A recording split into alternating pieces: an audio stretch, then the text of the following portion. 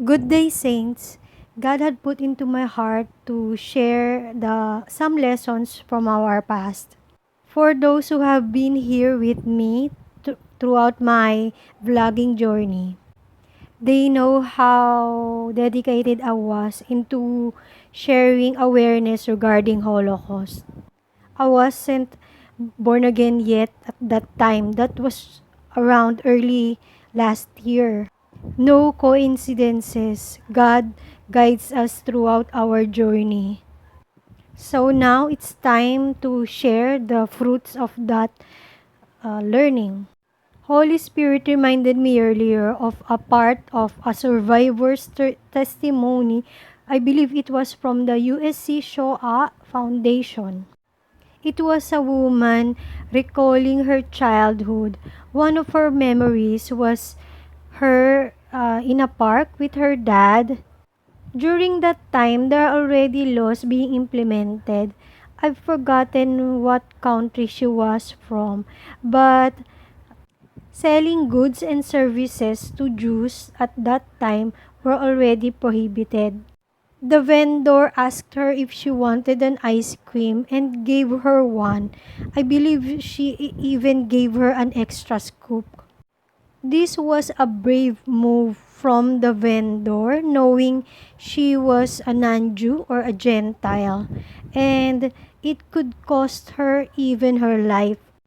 Now, this taught me or teaches us of doing what's right when quote unquote complying is what's easy. We are at such a time wherein the meaning of humanity and being humane will be tested. Another story wherein people might be very familiar with is the story of Corrie ten Boom. Her and her family hid Jews on that wall. They even had to practice how fast or speedy they will be able to hide their plates. Whenever there are raids, they must show that the number of plates is equal to the number of family members. The whole family risked their lives in order to do what's right, morally right. Another story was the story of Sophie Scholl. Now, this was a brave young woman, university student. Together with her brother and two friends, they were like an activist. They helped in sharing the truth or awakening their fellow students by leaving pamphlets on the university. They could have escaped trial and saved their lives by retracting what they have shared and said. They stood up for what they believe was right. Apologies for the spoilers, but the most heartfelt scene on the True to Life film was when their parents visited them before their execution. Now, their mother said something like, "This would seem like the last time we would see you alive." How heartbreaking for a mother to say that to her children.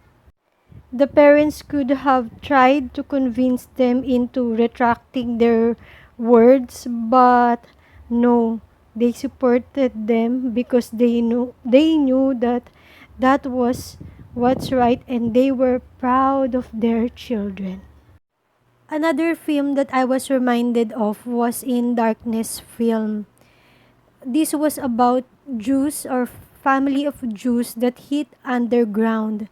Sokha or the plumber, I'm not sure if he's a plumber or an employee under the city engineering.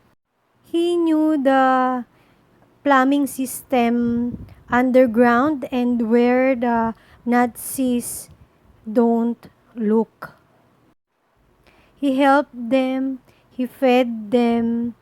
At first, It was all for money, but then he began to be friends with the families that he helped. He was risking his life as well. There's another part of a testimony that I'd like to share as well. It was a woman survivor from Romania or Hungary. She came to the camps as a teenager together with her cousin. Now, during those days, it's not unusual that some people would become vicious because of starvation. Some would steal shoes, clothes, or piece of bread. But now these two cousins, they have promised unto themselves that they won't be like that. They shared what they had, even how small it is or little food they had. They would share unto each other until one of them died because of starvation or disease. Why am I even sharing this? Knowing what is to come, I believe that these lessons are relevant and of paramount importance today. I hope and pray that whatever happens, we will be reminded of what and how to do things or treat our fellow men. And may we endure till the end. Shalom!